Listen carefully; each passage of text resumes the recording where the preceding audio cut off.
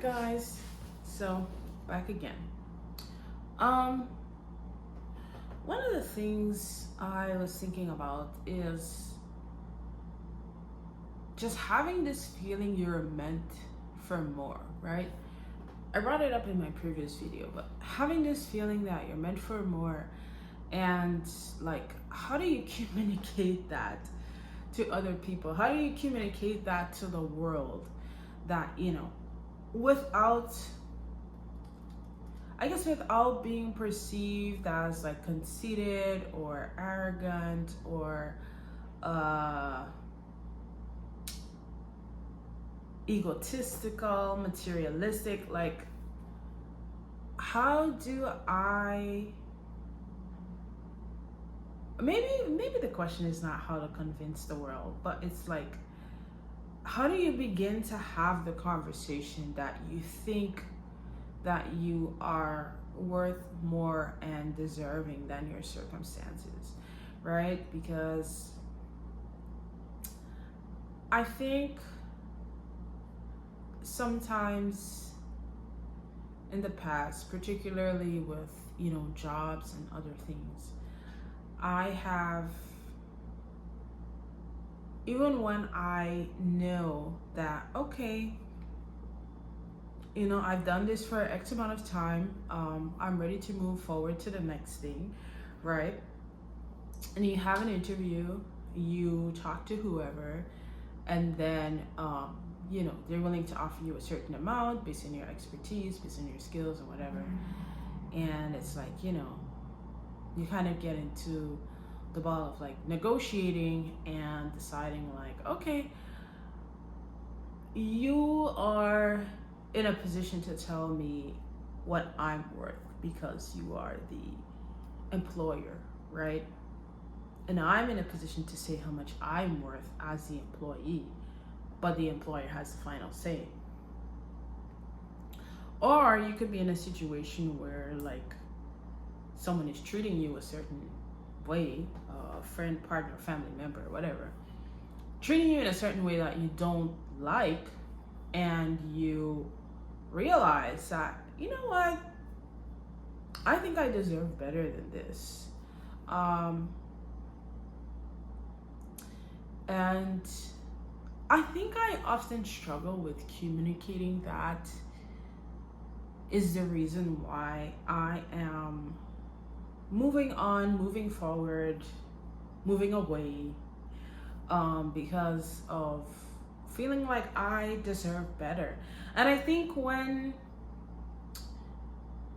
you say verbatim, I think I deserve better, I think a lot of people get offended. If you say to like a friend, for example, I think I deserve a better friend, that person might get offended. If you say to a family member, I think I deserve a better family member, that person might get offended.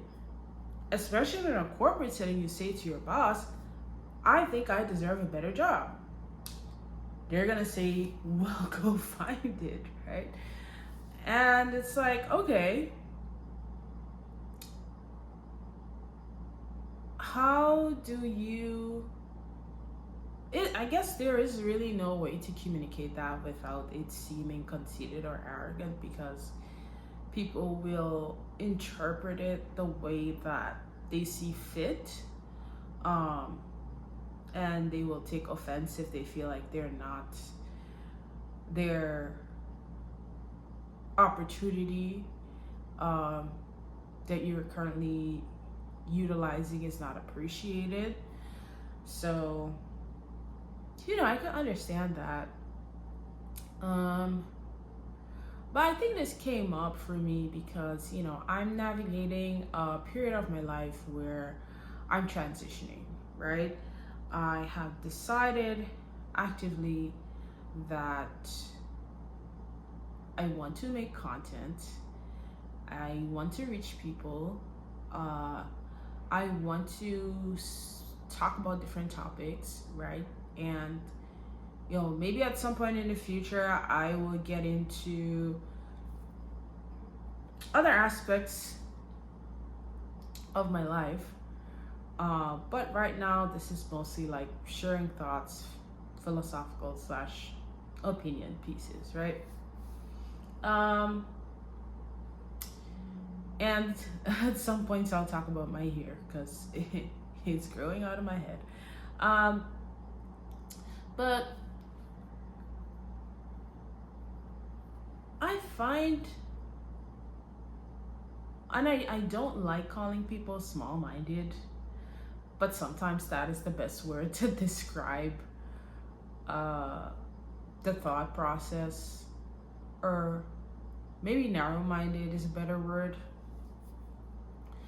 But I often find when you're a person that has really big dreams, really big aspirations, really big goals, and you share them with other people, they will project doubt onto your plans. They will project fear onto your plans. They will project everything. They will project everything under the sun onto your plans, except support, right? And I'm not entirely sure why people do that. I don't know if it's because they feel threatened, or they want you to be safe, or they, again, maybe just narrow minded. But I find that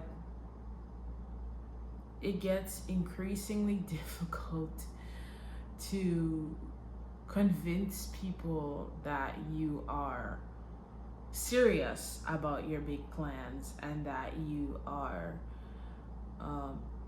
going to be successful. If you have a dream or a vision for your life that they have not seen become possible. And to some extent, maybe you don't need to convince them at all, which leads to not sharing as much of your ideas, not sharing as much of your thoughts. At the same time, we're human beings. Excuse me. We're human beings, we want support. We need support. So it's like, how do you find that middle ground of having big dreams, having big ideas, sharing that with people that you care about, while balancing not being deterred or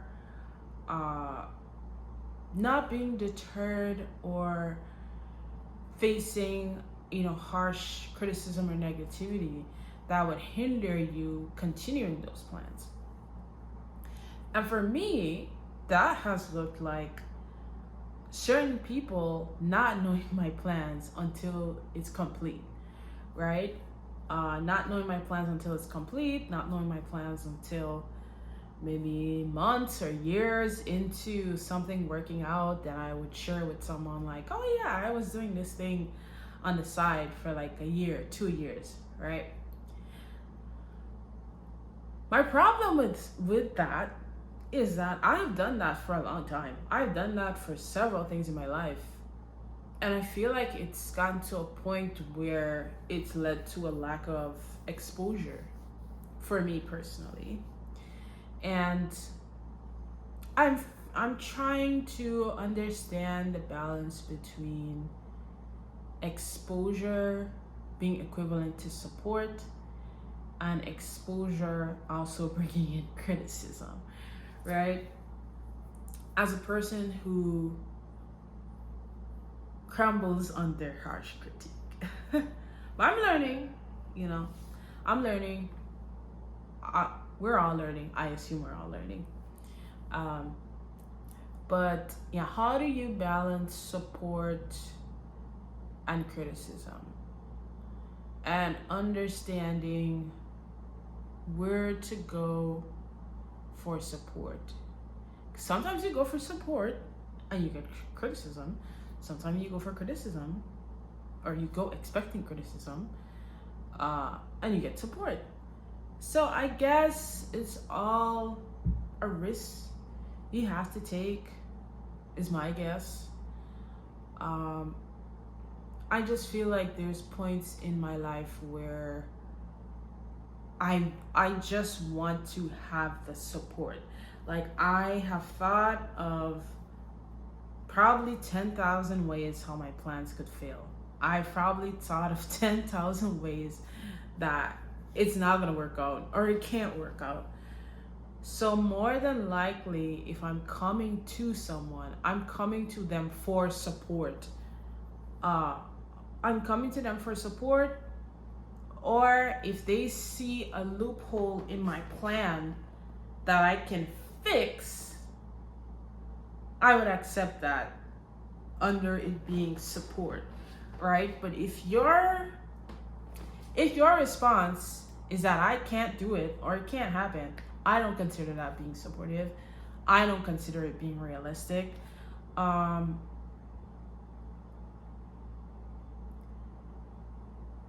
I think that with a right amount of support, anyone can achieve anything.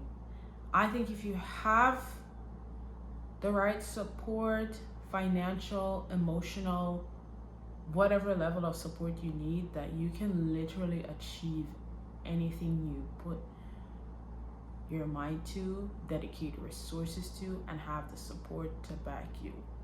Of course, in the case of like trying to achieve something physical, if you have a physical limitation, that might be like a hindrance.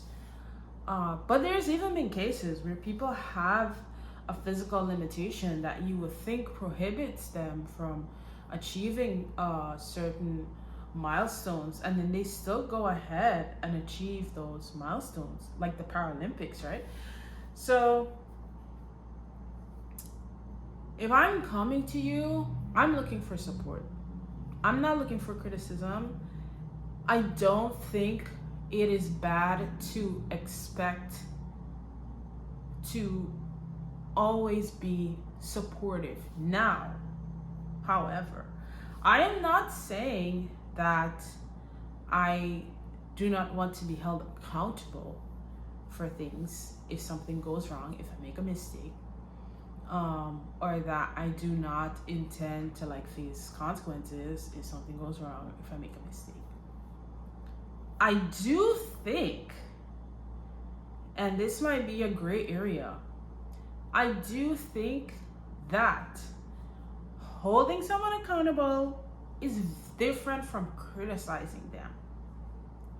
I think you can have an aim to hold someone accountable and end up criticizing them negatively, like criticizing them. I do think you can hold someone accountable without negative criticism. You can highlight the negative things someone did or has done, right? Without like heavy criticism, without bringing the person down, without trying to shame and demean and be condescending, right? I believe there is a way to do that. And whenever I come to someone, that's what I'm asking for. Obviously, if I tell you I want to go skydiving and you feel like skydiving is not a safe thing, feel free to say skydiving is not a safe thing. If you come to me and like, why would you want to go skydiving? That's dumb, that's stupid, da, da, da, da, you start going on, that's criticism, right? I hope you guys understand, like, and some people don't understand, like,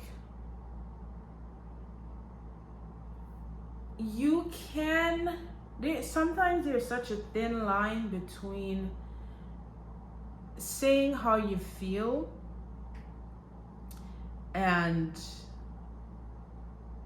saying how you feel with the intention of it making a positive impact, and saying that thing in such a tone or in such a tone and choice of language that it delivers a negative impact, even if you intended the impact to be positive, right? So with the example of skydiving, the person's like, why would you do that? That's stupid, da da da. What you're doing there, right, is I'm coming to you to tell you, I love skydiving, I want to do this. I'm not going skydiving, guys. Not soon, not yet. But just an example. I'm coming to you to say, I love skydiving, I love this idea, I saw this video, I really want to go skydiving, right? Your response is, no, that's so stupid, why would you go skydiving? La da da, that's dumb, right? You're gonna injure yourself, you're gonna die, whatever. Now, I feel like that person could potentially be coming from a place of concern, right?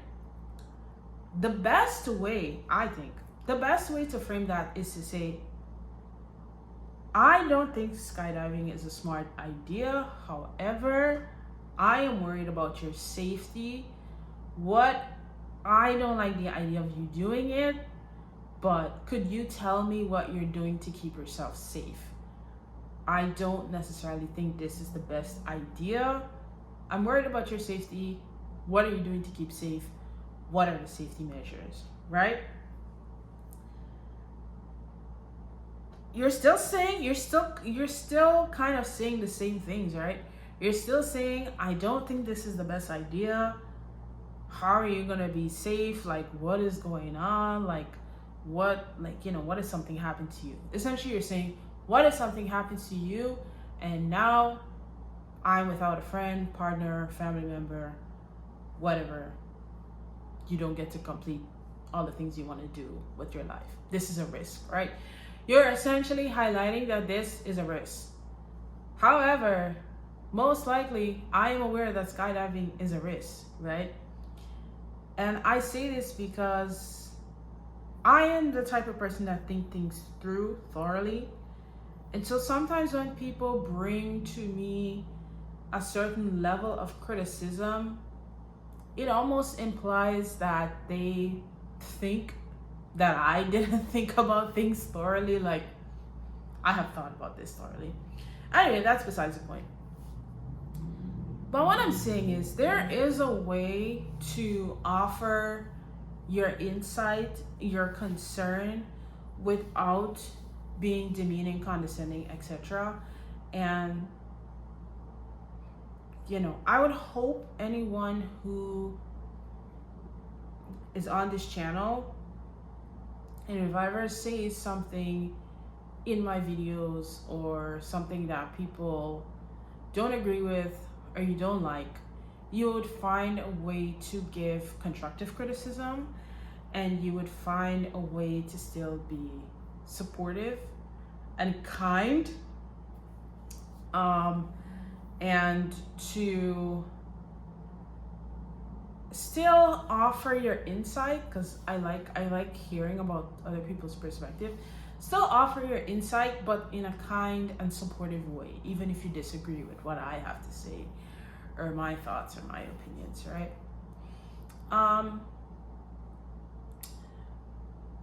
So yeah, and I think the average person is looking for that, right? I think that's what most people want when they come to you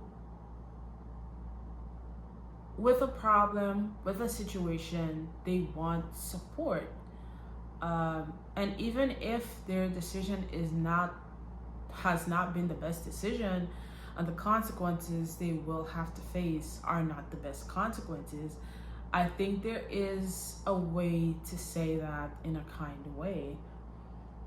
Not everyone believes in that. Some people believe that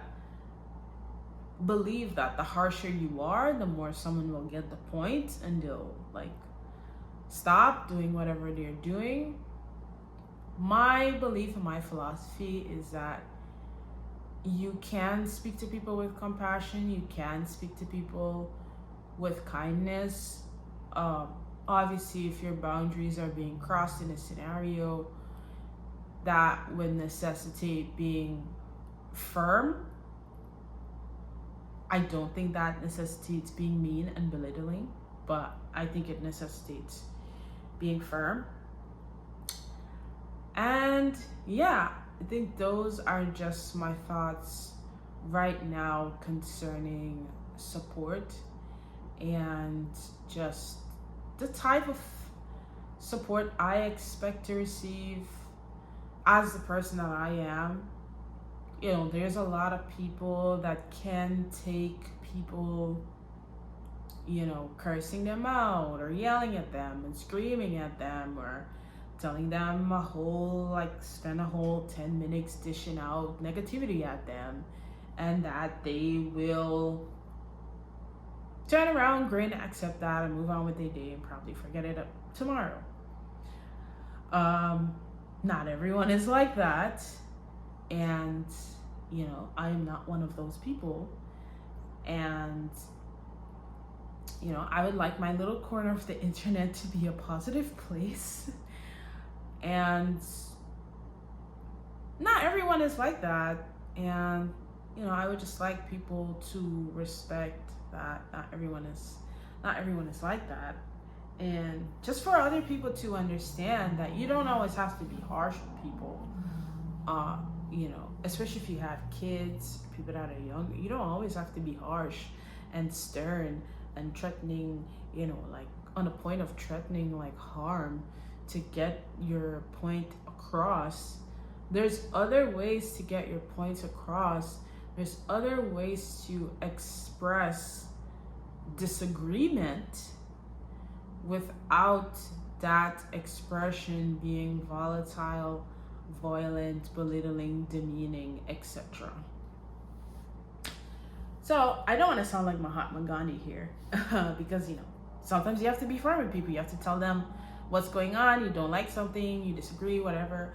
I'm not saying turn the other cheek or all that, like, you know, extreme like submission or extreme acceptance, right? I'm saying that there is what I'm saying is there is a middle ground. There is a middle ground of you being firm, saying you disagree, saying you don't like something, saying you think something is not the best idea, and without that having to tarnish someone's character, belittle them, be disrespectful, all the necessary things. I hope that made sense. And especially someone who was raised in a Caribbean family, this is, I could go on for hours talking about this, but the way you talk to people is important. And you know, whenever there's a situation where there's a mental health crisis, there's an unfortunate situation, people are like, oh, you never know what people are going through. You don't always have to know what people are going through to be kind to them. You don't always have to know what people are going through to be nice to them, right? I shouldn't have to tell you my whole life story for you to decide that you're going to be kind and respectful to me, right? You can be kind and respectful to people without knowing their life story, without knowing they're struggling. You can make an active decision to be kind and to be nice to people. That doesn't mean you have to be a people pleaser. That doesn't mean you have to be submissive. That just means not doing anything to harm others and to purposely, you know, do or say negative things or things of ill intent to others. So yeah, those are my thoughts on that. Those are my thoughts for today. Very millennial of me to do the peace sign, but